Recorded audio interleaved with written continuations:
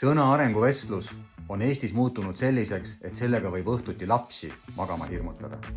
Kahjuks sama tunnevad ka paljud töötajad, teades, et aasta lõpu lähenedes hakkavad toimuma nende organisatsioonis arenguvestlused.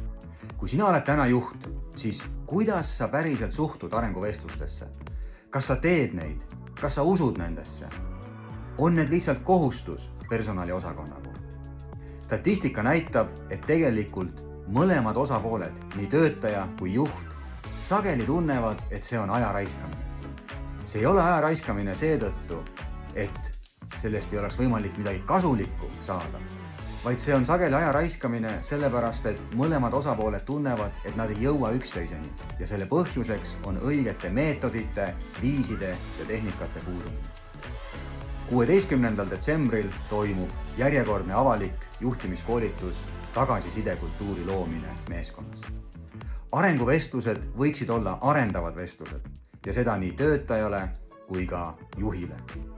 Ja arenguvestlus võiks olla see, kus juht saab tagasisidet, ta annab tagasisidet, ta võtab koos oma töötajaga kokku möödunud aasta, mis läks hästi, mille eest võiks oma töötajad tunnustada, millele võiks järgmisel aastal rohkem tähelepanu pöörata ja tekitada inimesest tõesti hasarti, huvi ja eduelamust.